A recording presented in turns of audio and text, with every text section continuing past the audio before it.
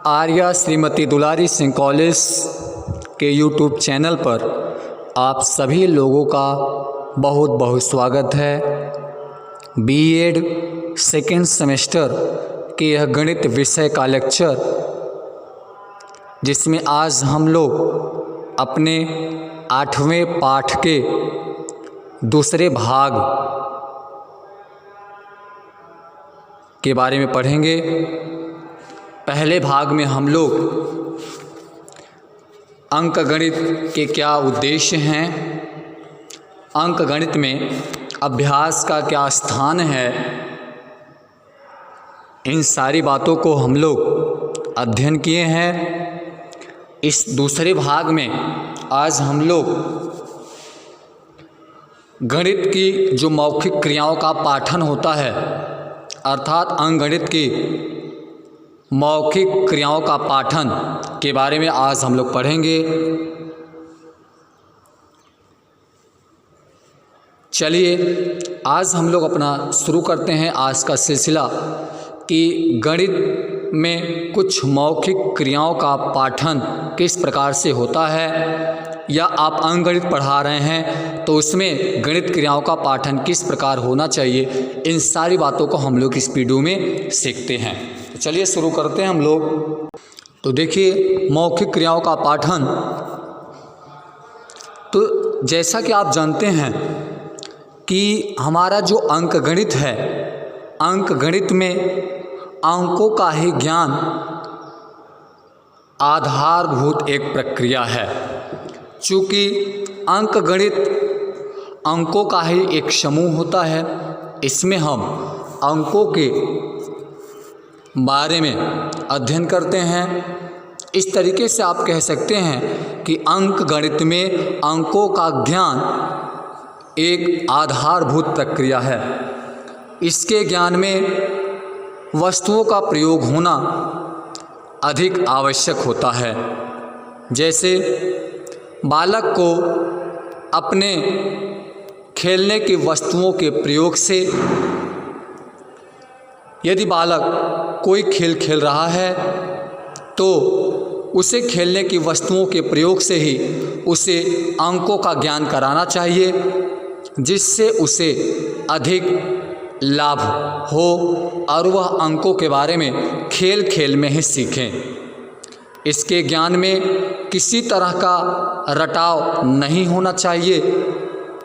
इस प्रकार से बच्चों को खेल खेल में गणनाओं से खेलना चाहिए, जिससे वह बालक अंकों का अच्छी तरीके से अध्ययन करें और उसे अंकों को गिनने में सरलता प्राप्त हो और वह अंकों को आसानी से गिन सके।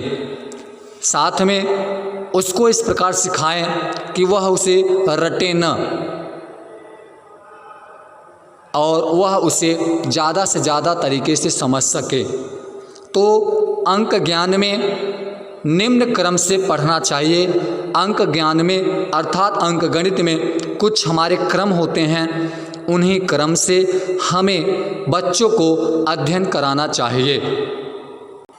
तो पढ़ाने का क्रम निम्न प्रकार से होना चाहिए, जिसमें आपके सामने लिखा हुआ है, पहले वास्तविक वस्तु द्वारा। अर्थात अगर बच्चों को अंक ज्ञान आप करा रहे हैं तो बच्चों के सामने, बालकों के सामने सबसे पहले से वास्तविक वस्तु, एक कोई वास्तविक वस्तु ले लेना चाहिए। अब जैसे उस वास्तविक वस्तु में इसमें हम लोग जैसे कांच की गोली लेते हैं, किसी पत्थर का टुकड़ा ले लेते हैं। इस तरीके से हम उसको ले करके, उस वस्तु को ले करके बच्चों के सामने उसे गिनना सिखाते हैं, जिससे वह बालक एक एक करके उस कांच की गोली को या पत्थर के वस्तु को गिनना सीखेगा। और जब एक एक करके वह गिनना सीखेगा तो उसके दिमाग में अंक, अर्थात जो गणित का आपका जो अंकों का गिनती है, उसके दिमाग में आसानी तरीके से दिमाग में उसका आपको उसके आता रहेगा और वह आसानी तरीक़ा से उस वस्तु की सहायता से अंकों के ज्ञान को प्राप्त भी कर लेगा।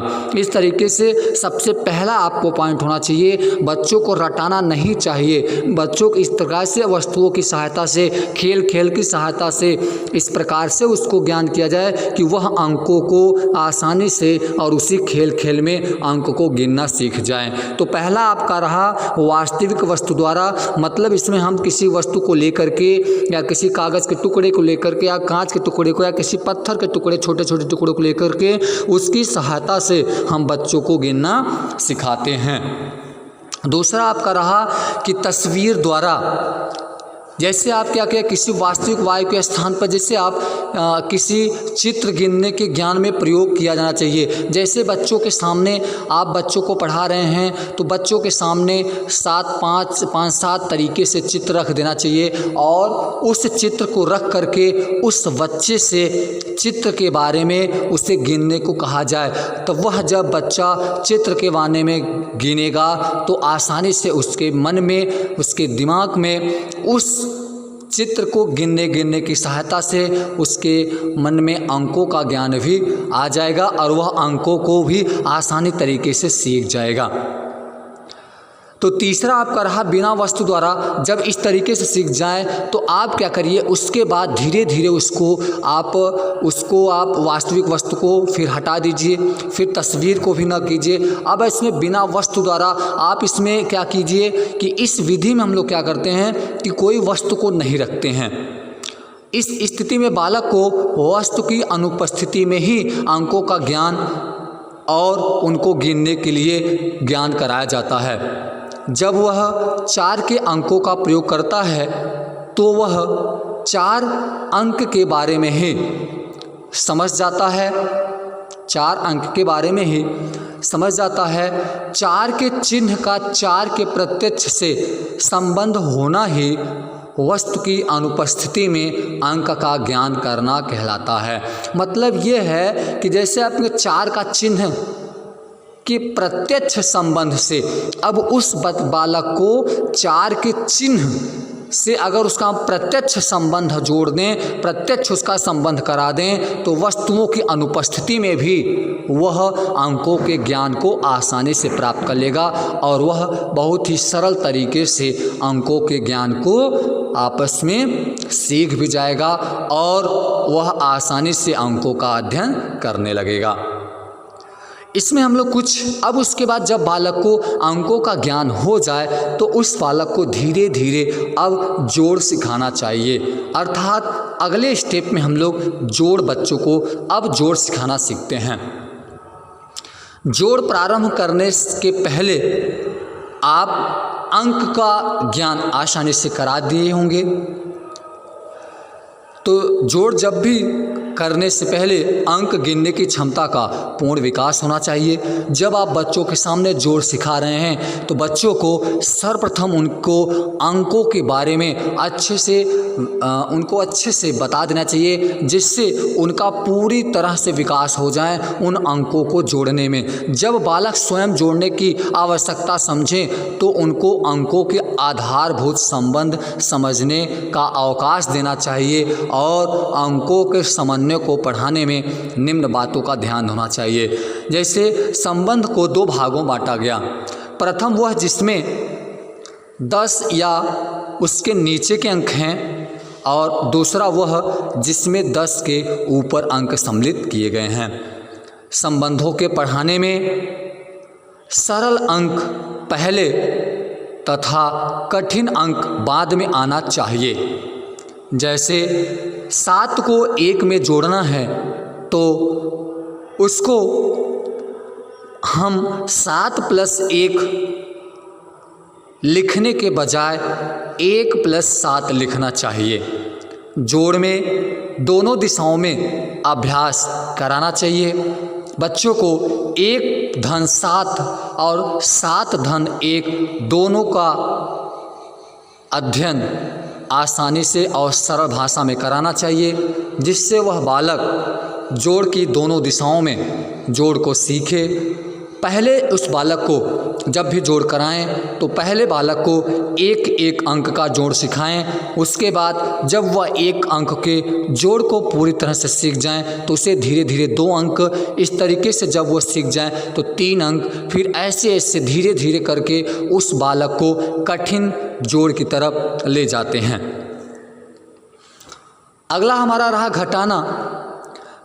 तो घटाने में भी जोड़ की भात आधारभूत संबंध पर अधिक ध्यान आवश्यक होता है। घटाने में निम्न पदों को ध्यान में रखना चाहिए। यदि आप घटाना बता रहे हैं तो घटाना बताने से पहले आप बच्चों को निम्न पदों को ध्यान करा दीजिए, जिससे वह बालक घटाने पद को आसानी से और सरल भाषा में समझ सके और वह आसानी से उसे हल कर सके। पहला पॉइंट आपका रहा कि प्रथम उदाहरण केवल 2 अंकों का होना चाहिए। जब भी आप घटाना बच्चों के सामने प्रस्तुत कर रहे हैं तो आपको ध्यान रहे कि जो प्रथम उदाहरण आप ले रहे हैं वह 1 या 2 अंक का होना चाहिए। उसके पश्चात धीरे धीरे जटिल संख्याओं का प्रयोग करना चाहिए, जिसमें संख्या को उधार लेकर लौटाने की विधि का प्रयोग किया जाता है। उसके पश्चात उधार लेकर लौटाने की विधि का पूर्ण अभ्यास होने पर उसे घटाने के ज़्यादा से ज़्यादा कठिन कठिन सवालों का अभ्यास कराना चाहिए, जिससे वह बालक सरल भाषा से कठिन भाषा की ओर धीरे धीरे अंकों के जोड़ और घटाना को आसानी तरीके से सीख सके।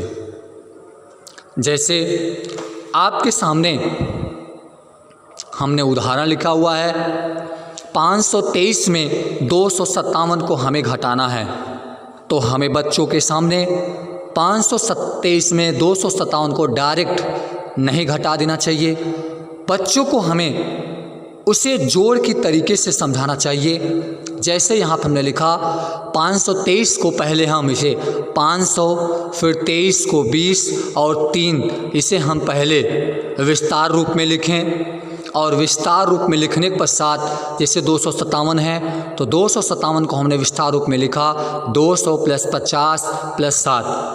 अब हम क्या करेंगे, घटाने चलेंगे। तो यहाँ से घटाने में आप देखेंगे, बच्चों को समझाएंगे, यहाँ से इसके पास 3 है, हमें निकालना है 7, तो हम 3 में से 7 नहीं घटा सकते। इसके लिए हमें क्या करना पड़ेगा, इसके लिए हमें इस पड़ोसी संख्या से उधार लेना पड़ेगा। तो पड़ोसी संख्या हमारा दहाई में है, जब भी हम उससे उधार लेंगे तो दहाई में आएगा। तो हमने इसको एक उधार दे दिया, यहाँ पे इससे दहाई 10 आ गया, तो यहाँ पे 13 बन गया। अब ये जब 13 बन गया तो 13 में हमने 7 को घटा दिया तो यहाँ पे 6 बचा। साथ में जब ये 20 अपना दहाई दे दिया था तो इसके पास केवल 10 बचेगा। अब ये 10 में 50 घटा नहीं पाएगा। अब क्या करेगा, यह अपने पड़ोसी सैकड़ा के पास जाएगा और इस सैकड़ा वाले से अपना उधार लेगा एक। तो जब ये इसको उधार देगा, चूँकि सैकड़ा है तो ये इसको 100 के रूप में उधार देगा, और जैसे 100 देगा, चूँकि इसके पास 10 है, क्योंकि इसने 10 दे दिया था तो इसके पास 10 बचा है, तो इसने 100 यहाँ लिया, 110 हो गया। अब 110 में आप 50 घटाएंगे तो यहाँ 60 बच गया, और साथ में इसने 100 उधार दिया था, इसके पास 400 बचा, और 400 में 200 निकाल देंगे, आप बचा 200। तो इस तरीके से 200, 60 और 6, इसे पूरा आप संक्षिप्त रूप लिखेंगे तो 266 हो जाएगा। यदि इस तरीके से बच्चों के सामने हम घटाने को प्रस्तुत करें तो वह बालक आसानी से इस घटाने की प्रक्रिया को समझेगा। तो आपने 523 में 257 को घटाया तो आप डायरेक्ट यहाँ पे 266 हो जाएगा।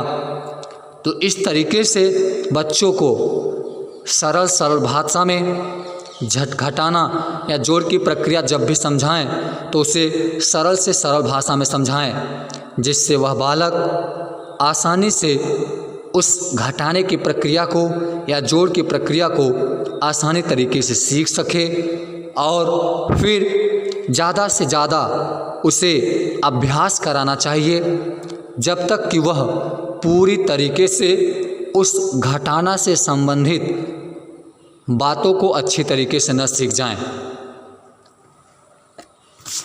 जब वह घटाने की प्रक्रिया को आसानी से सीख जाए तब उसके पश्चात उस बालक को धीरे धीरे जोड़ और घटाना जब वो सीख जाए तब उसे कठिन कठिन जोड़ घटाने की तरफ ले जाना चाहिए और धीरे धीरे उसे कठिन कठिन जोड़ और घटाना का अभ्यास कराना चाहिए।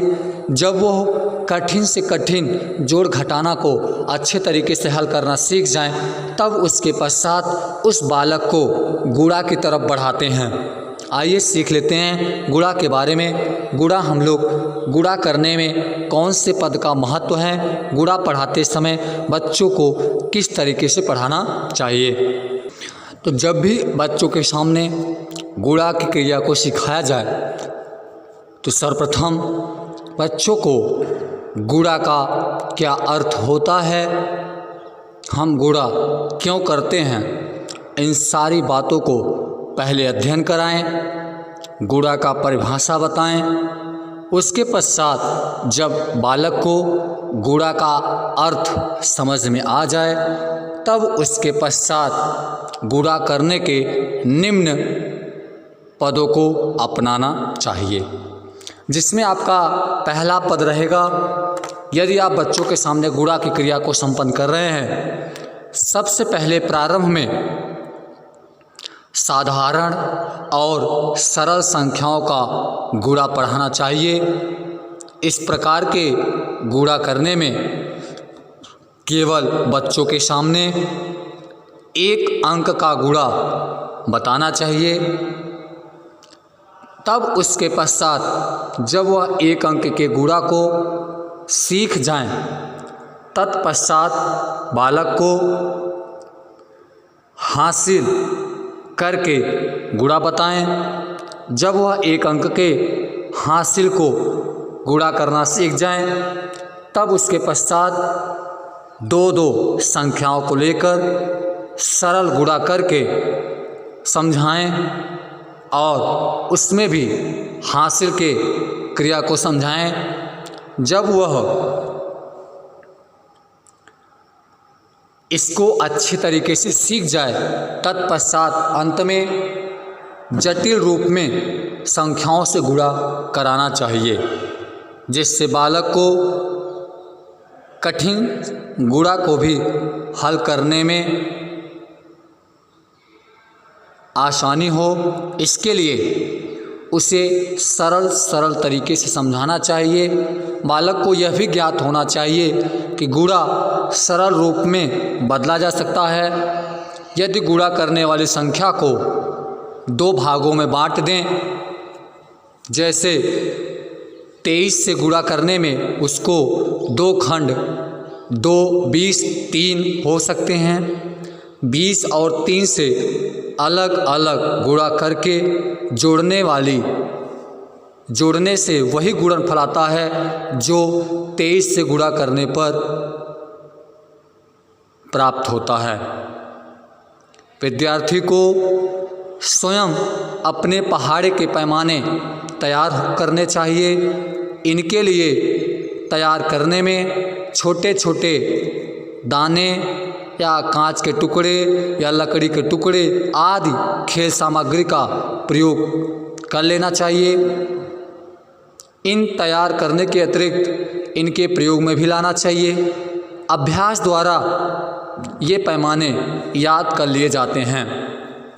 बालकों को अच्छी तरीके से समझ लेना चाहिए कि गुणा करने में दोनों संख्याओं का प्रयोग गुणक के रूप में करने से परिणाम में कोई अंतर नहीं होता। पहाड़े के पैमाने इस भांत याद हो कि जैसे बच्चों को 6 × 9 अर्थात 6 9 × 9 में 54 कहने की आवश्यकता न पड़े, बल्कि वह 9 × 6 को देखकर ही स्वयं 54 का ज्ञान हो जाए। इस तरीके से बच्चों को समझ में आए। तत्पश्चात वह आसानी तरीके से गुणा को सीख जाएगा और उसे जब वह गुणा की क्रिया को सीखे तो उस पर आधारित ज़्यादा से ज़्यादा सवालों को, प्रश्नों को बालकों को दे देना चाहिए, जिससे वह ज़्यादा से ज़्यादा सवालों का अभ्यास करे और अपने जो भी गलतियाँ त्रुटियाँ हैं उनको वह सीखे। इस तरीके से बच्चों के सामने गुणा की क्रिया को संपन्न करना चाहिए। आइए भाग की क्रिया संपन्न कर लेते हैं। हम आपको लेक्चर के माध्यम से समझा देते हैं। भाग जो है घटाने का एक संक्षिप्त रूप है। सबसे पहले आप भाग की क्रिया बच्चों के सामने प्रस्तुत कर रहे हैं। सबसे पहले आपको ध्यान होना चाहिए कि बच्चों को भाग का क्या तात्पर्य है, भाग करने से क्या अर्थ होता है, हम भाग क्यों करते हैं, इन सारी बातों को बालकों के सामने पहले प्रस्तुत करें, जिससे वह बालक भाग की क्रिया को समझे। भाग की क्रिया हमारे दैनिक जीवन में क्या महत्व है, इन सारी बातों को अच्छे से सीखे।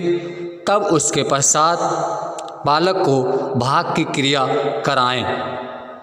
तो भाग की क्रिया यदि आप बच्चों के सामने करा रहे हैं तो सबसे पहले आप ध्यान होना चाहिए। इसके लिए आपको निम्न पदों का ध्यान होना चाहिए। सबसे पहले भाग देने में प्रारंभ में एक संख्या का प्रयोग करना चाहिए। जब वह एक एक संख्याओं का भाग करना सीख जाए तत्पश्चात उसे जब भाग की क्रिया करे तो उसमें जो भी भाग के क्रिया में जो पद महत्व होते हैं, जैसे भागफल, शेषफल, भाज्य, इन सारी पदों का ज्ञान कराएं, जिससे वह बालक इन सारी पदों को अच्छे से समझ में जा जाए कि शेषफल कैसे आता है, शेषफल कौन सा पद होता है, हमारा भागफल क्या होता है। इसके बाद इस प्रकार के प्रश्नों को जिसमें आगे उठाकर ले जाने का रूप हो, साथ साथ बालकों को 2 संख्याओं वाले भाग का पर्याप्त रूप से अभ्यास कराना चाहिए। और उसके पश्चात ऐसे प्रश्न हल करने चाहिए जिसमें 0 का भी प्रयोग हुआ हो। भाग देने की क्रिया 2 प्रकार से अर्थ होता है। एक तो 6/2 = 3, इसमें 6 रुपये में 3-3 रुपये के 2 समूह हुए हैं। यह बराबर बराबर के भागों में विभाजित हुआ। दूसरा रूप 6/2 = 3 रुपये हैं। यह अनुपात का रूप है। इसके 6 रुपये में 2 रुपये वाला 3 समूह प्राप्त होगा। इस तरीके से बच्चों के सामने भाग की क्रिया को समझाएं, जिससे वह बालक भाग की क्रिया को अपने दैनिक जीवन में समझे और अपने दैनिक जीवन में उसे अपनाएं, जिससे उसे समझ में आ जाए कि भाग का हमारे दैनिक जीवन में क्या महत्व है। इन सारी बातों को वह आसानी तरीके से सीख जाए। जब वह भाग देने की क्रिया को सीख जाए तब उसके पश्चात जो गणित की आगे प्रक्रियाएं होती हैं, जैसे भिन्न, अनुपात, समानुपात, क्षेत्रफल, आयतन, मिश्र भिन्न, मतलब इन सारी बातों को अगले स्टेप में से पढ़ाना चाहिए। क्योंकि जब हम भाग या गुणा, जोड़, भिन्न, अनुपात, इन सारी बातों का अध्ययन कराएंगे तो बच्चों को गणित का अंक का ज्ञान होना आवश्यक है। इसलिए सबसे पहले बच्चों को अंकों का ज्ञान करा करके तब उसके पश्चात बच्चों को जोड़, घटाना, गुणा, भाग की क्रिया को समझाएं। तो चलिए इस वीडियो को समाप्त करते हुए हम अगली वीडियो में फिर मिलेंगे। अगले स्टेप लेकर हम लोग उसमें सीखेंगे कि जो भिन्न, क्षेत्रफल, आयतन, अनुपात, इन सारी बातों को अगले वीडियो हम लोग अध्ययन करेंगे। प्रतिशत के बारे में भी बहुत अच्छे तरीके से सीखेंगे। हम उन्हें बच्चों के सामने कैसे प्रस्तुत करें, उन सारी बातों का अगली वीडियो में अध्ययन करेंगे। तब तक आप सभी अपनी पढ़ाई करते रहिए। बहुत बहुत धन्यवाद।